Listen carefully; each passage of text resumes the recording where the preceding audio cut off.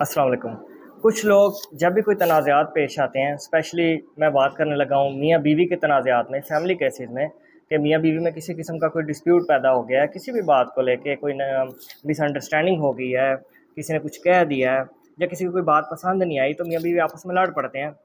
तो जो भी उनका डिस्प्यूट होता है उस पे फ़ौरी इतना बड़ा रिएक्ट करने के कि जनाब फ़ौरी से आप कोर्ट पहुँच जाएँ, एक दूसरे को नोटिस भिजवाने लग पड़ें, समन्स भिजवाने लग पड़ें या थाने में दरखास्तें देने लग पड़े,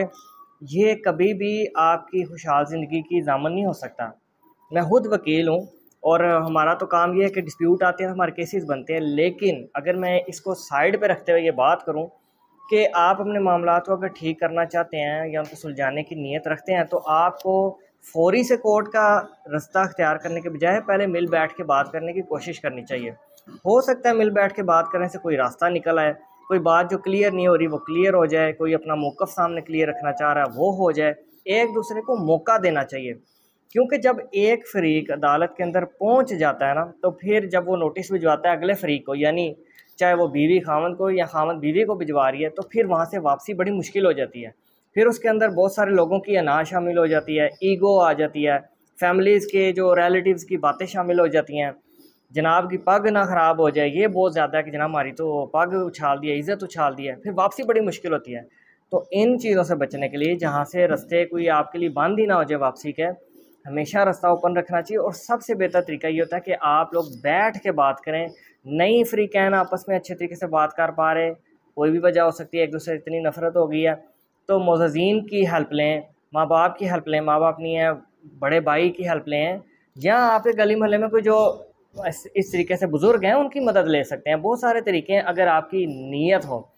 और अगर आप देखते हैं कि एंड हो गई है बात कि जनाब मुझे तो कोई बंदा भी नहीं मिल रहा, मेरे लिए तो कोई बंदा भी बात करने को तैयार नहीं है, तो बेहतर ये है कि आप किसी वकील की कंसल्टेंसी ले लें, वो आपकी आर्बिट्रेशन करे, सालसी तौर पे वो सालस बन जाए,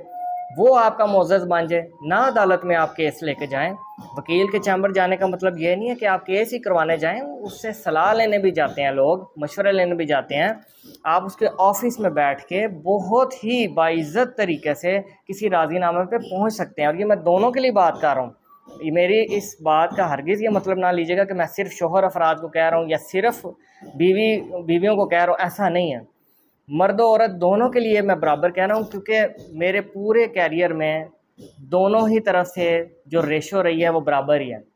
बाद औक़ात मर्द की गलती होती है, वो बहुत ज़्यादा टेम्परामेंट लूज़ करने वाला और गुस्से वाला होता है, फ़ौरन छलांगे मारता है, मैंने अदालत जाना है या मैंने इसको तलाक देनी है। और मैंने ख़वातीन भी ऐसी देखी हैं जो इतना टेम्परामेंट लूज़ कर देती हैं कि जनाब वो छलांगे मारती हैं, मैंने उसको तो सबक सिखाना है। तो इन शॉर्ट जो इसका नतीजा है कि आप लोग अगले को टॉर्चर दे रहे हैं तो ख़ुद भी टॉर्चर हो रहे हैं। अगर आपने किसी को अदालत में केस करके बुलाना, तो ज़ाहिर बात है आपने ख़ुद भी तो थोड़ा थकना है ना। तो इन चीज़ों को एंड पे रखना चाहिए, जब सारे दरवाजे बंद हो जाएं, क्योंकि हमारे पास कोई और ऑप्शन नहीं, तो अब हमें केस ही करना है। उससे पहले मुअज़्ज़िज़ीन की या जैसे मैंने बताया किसी वकील की मदद लेते हुए अपने मामलात को सालसी तौर पे हल करने की पूरी कोशिश करें। इसमें बरकत भी होगी, इसमें टाइम भी बचेगा और आप पुरसुकून रहेंगे और ज़िंदगी भर आपको याद रहेगा कि हाँ मैंने मौका दिया था, हाँ मैंने हर चीज़ को अख्तियार किया जो मैं पॉसिबली कर सकता था, फिर भी हम में राज़ीनामा नहीं हुआ, तो ये कुदरत की मंशा ही सही। Thank you very much.